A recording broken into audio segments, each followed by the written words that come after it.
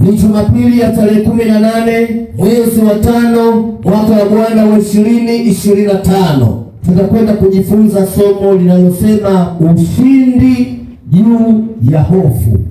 Tutaongozwa na neno kuu linalopatikana katika kitabu cha nabii Isaya mlango wa 41 mstari wa 8 hadi ule wa 10.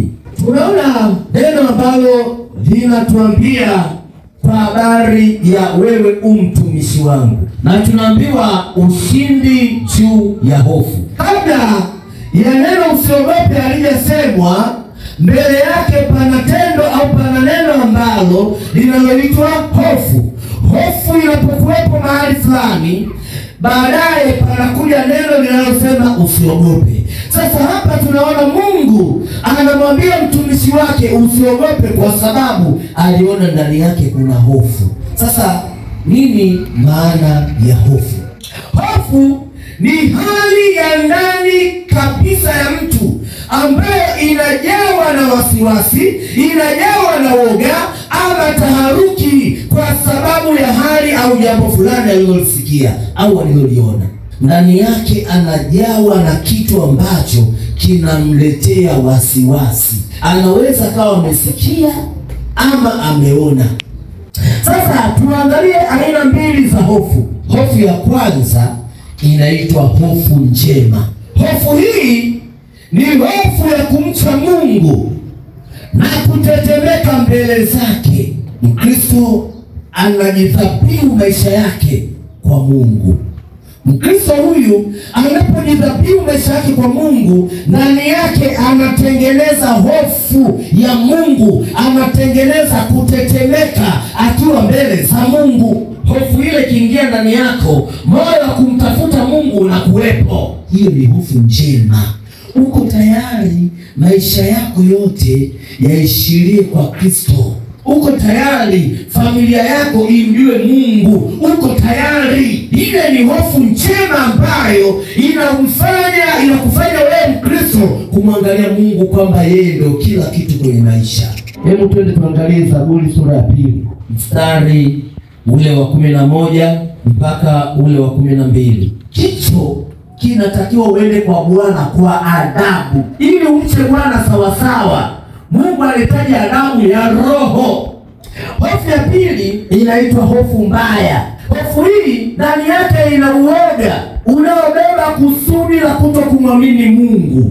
Hofu hii inabeba kusudi baya la kutokumwamini Mungu. Hofu mbaya. Twende na mimi tuangalie Ufunuo wa Yohana sura ya 21 mstari wa 8. Mtu mwenye hofu hii ndani yake hana Kristo. Huyu mtu hawezi kwenda mbinguni.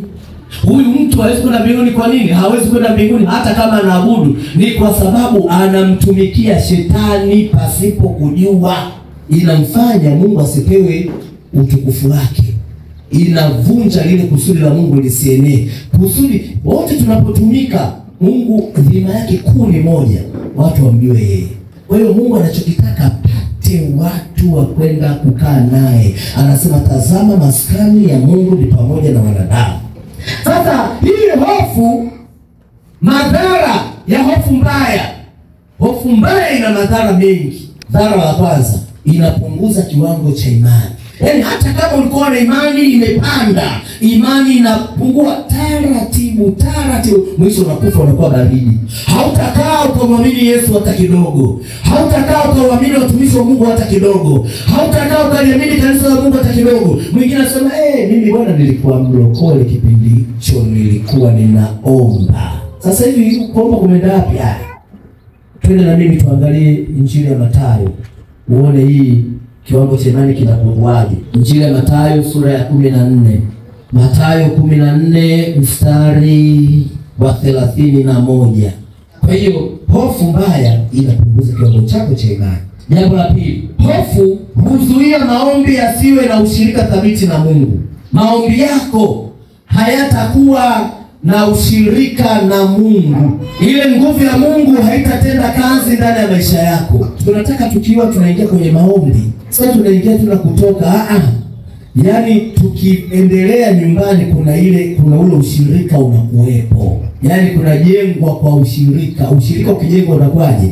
ndoto utakazoziota zenye ushirika. Chochote utakachokisema kina ushirika na Mungu.